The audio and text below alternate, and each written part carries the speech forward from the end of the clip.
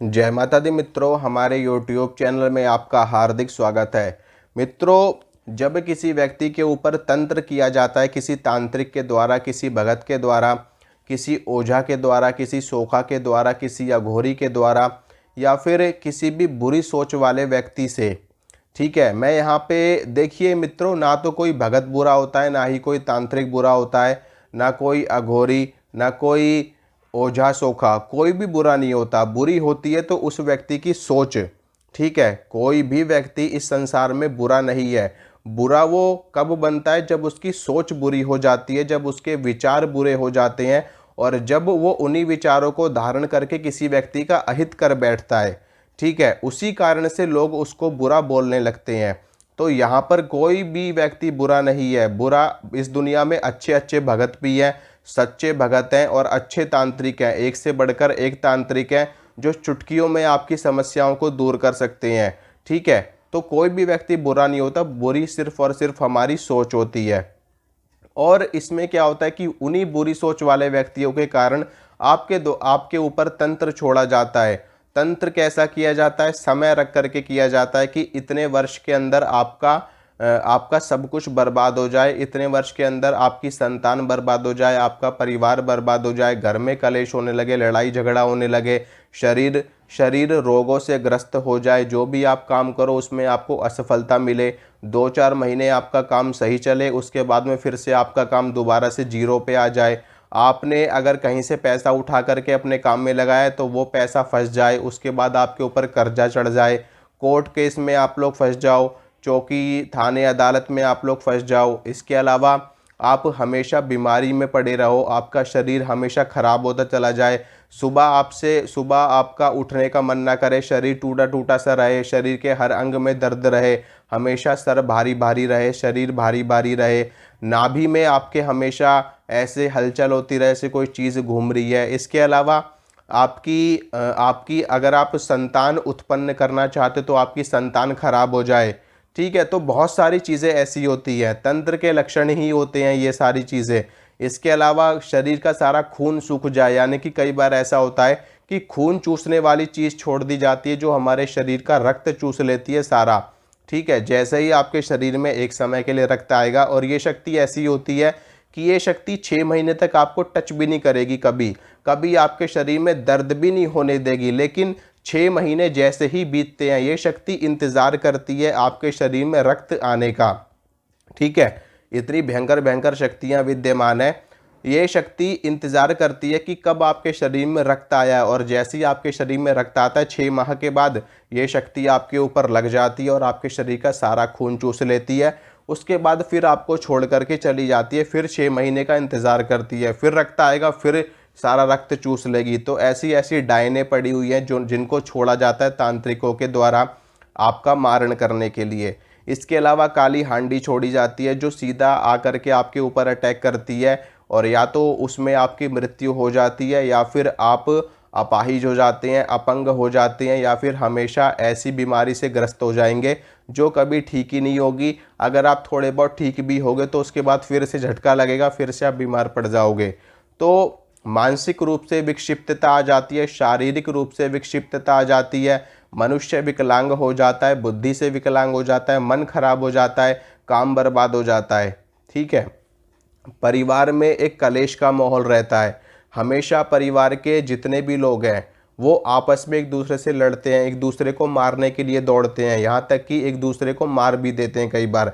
ऐसी चीज़ें घर में घटित होने लगती है, घर में बदबू आनी शुरू हो जाती है, जैसे कि कोई मुर्दा जल रहा हो, कोई टायर जल रहा हो, ठीक है। इस तरह की बदबू आती है घर में काली परछाइयाँ घूमती हुई दिखाई देती हैं। सोते समय ऐसा लगता है जैसे कोई हमें दबा रहा है, ठीक है। कोई छाती पे बैठा है, कोई गला दबा रहा है, कोई हाथ खींच रहा है, कोई पैर खींच रहा है। सपने में डरावनी चीज़ें दिखाई देती हैं, ठीक है। भूत प्रेत चुड़ैल, शमशान में घूमने वाली आत्माएं सपने में सोते समय दिखाई देती हैं, ठीक है। कोई ऐसा लगेगा जैसे कोई आपकी गर्दन काट के चला गया, कोई बीमारी से ग्रस्त है, ऐसी चीज़ें दिखाई देती हैं, गंदी चीज़ें दिखाई देती हैं, संभोग करने वाली चीज़ें आपको सपने में दिखाई देती हैं। ये सारी चीज़ें, ये सारे लक्षण जितने मैं आपको बता रहा हूँ, ये सारे लक्षण तंत्र के हैं, ठीक है। मैं आपको मिक्स करके लक्षण बता रहा हूँ, और इसमें से कुछ चीज़ों के अलग लक्षण होते हैं, कुछ चीज़ों के अलग लक्षण होते हैं। जैसे कि अगर किसी पे मरी मसानी छोड़ दी तो उसके अलग लक्षण होते हैं थोड़े बहुत, किसी पे मसान छोड़ दिया उसके अलग लक्षण होते हैं, किसी पे कच्चा कलुआ छोड़ दिया उसके अलग लक्षण होते हैं, किसी पे चुड़ैल डाकिनी शाकिनी या कोई देवी चादी भोग के ऊपर किसी ने कोई कुछ काट के दे दिया, कुछ काट के दे दिया। तो इस तरह की चीज़ें अपना अपना अलग अलग लक्षण दिखाती है, अपना अलग अलग असर दिखाती हैं। इसके साथ में जितनी बार होली और दीपावली का त्यौहार बीतेगा, ठीक है, उतनी ही ज़्यादा ये चीज़ पावरफुल हो जाएगी और उतनी ही ज़्यादा आपके ऊपर अटैक करेगी बार बार। कहने का मतलब यह है कि जितनी होली और दीपावली बीतेंगी उतने ही ज़्यादा आप इनके प्रभाव में आ जाओगे, उतना ही ज़्यादा ये आपको बर्बाद कर देंगी। ठीक है, तो अगर ये सारी चीज़ें आपके साथ में घटित हो रही हैं तो इनसे बचने के तो तरीके बहुत हैं, अनेकों तरीके हैं, अनेकों प्रयोग बताए गए हैं हमारे शास्त्रों में, हमारे तंत्र के ग्रंथों में, आगम निगम शास्त्रों में बहुत सारी चीज़ें हैं। और बहुत सारे भगत भी ऐसे हैं, सच्चे भगत हैं, जो इन सभी चीज़ों का इलाज भी करते हैं, अच्छे से करते हैं। लेकिन पैसा खाने वाले लोगों से बचना, लूटने वाले लोगों से बचना, धोखाधड़ी करने वालों से बचना, इस दुनिया में सच्चे कम हैं और बुरे लोग ज़्यादा हैं। तो आपको सोचना है, समझना है, पहचानना है कि सामने वाला व्यक्ति लालची तो नहीं है, लोभी तो नहीं है। मैंने बहुत लोगों को देखा है कि लोगों से 20-20 हज़ार रुपये, 30-30 हज़ार रुपये ले लेते हैं इलाज के नाम पे, लेकिन लोगों का इलाज नहीं करते और उसके बाद में बस उनको घुमाते फिराते रहते हैं। बोलेंगे ये कर लो, वो कर लो, लोग ठीक ही नहीं होते, लोग फिर से वैसी के वैसी हो जाते हैं। अगर उनके पास शक्ति होती है तो लोग ठीक होते हैं। सबसे पहली बात तो कि जो लालची लोग होते हैं उनके पास में बड़ी शक्तियाँ टिकती भी नहीं है। ठीक है, उनके पास सिर्फ और सिर्फ भूत प्रेत पिशाचनी डाकिनी शाकिनी ब्रह्म राक्षस जिन्न यही सब काम करते हैं। लालची लोगों के पास में यही शक्तियाँ होती हैं, उनके पास में कोई भी बड़ी शक्ति नहीं होती, कोई भी बड़ी सिद्धि नहीं होती, क्योंकि बड़ी शक्तियाँ हमेशा निष्काम भाव से लोगों की सेवा करती हैं। बड़ी शक्तियाँ परोपकार के लिए कार्य करती हैं, बड़ी शक्तियाँ निस्वार्थ भाव से कार्य करती हैं। सिर्फ और सिर्फ ये भूत प्रेत ही होते जिनको ये अपना भोग प्रसाद देते हैं। ठीक है, किसी को 7 प्रकार की मिठाई दे दी, किसी को मुर्गा दे दिया, किसी को बकरा दे दिया, किसी को सूअर दे दिया, किसी को कुछ दे दिया, ये अपना उसी धुन में लगी रहती हैं ये चीज़ें।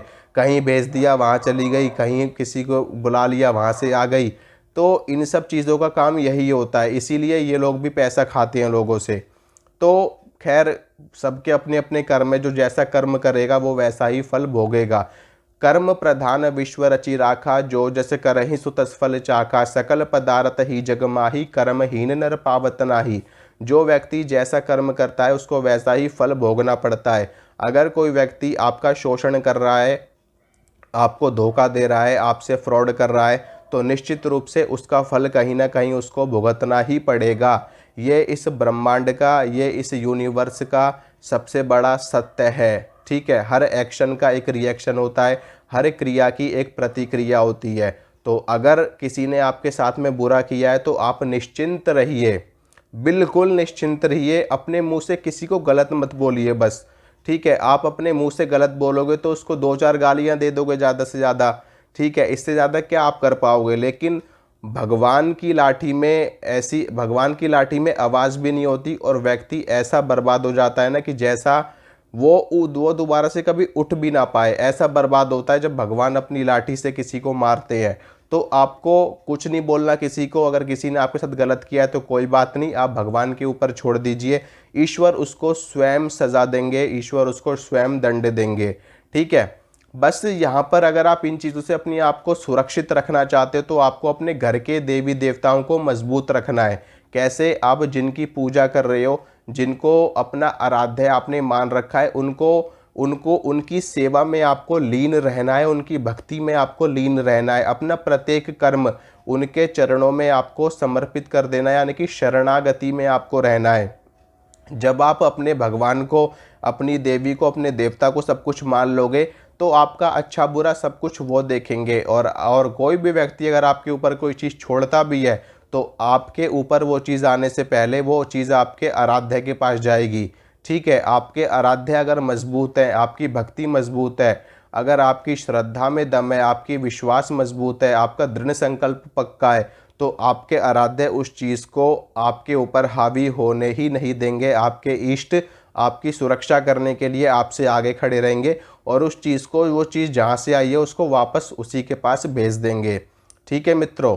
और इसके अलावा बहुत सारी चीज़ें, आप दुर्गा सप्तशती का अथ देव्याः कवचम पढ़ सकते हो, बजरंग बाण का पाठ कर सकते हो, हनुमान चालीसा का पाठ कर सकते हो।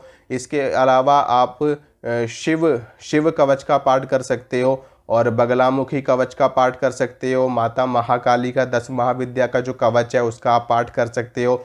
नारायण कवच का आप पाठ कर सकते हो। इसके अलावा भैरव कवच का आप पाठ कर सकते हो। और भी बहुत सारे अस्त्र हैं जिनका पाठ अगर आप करोगे, जो स्तोत्र है, अपराजिता स्तोत्र का पाठ कर सकते हो। इसके अलावा आप सुंदरकांड का पाठ कर सकते हो और आप श्रीमद् देवी भागवत महापुराण का पाठ कर सकते हो, जो सारे तंत्रों को ख़त्म कर देती है, जो सारे जो हर प्रकार के तंत्र को नष्ट करने वाला ग्रंथ है।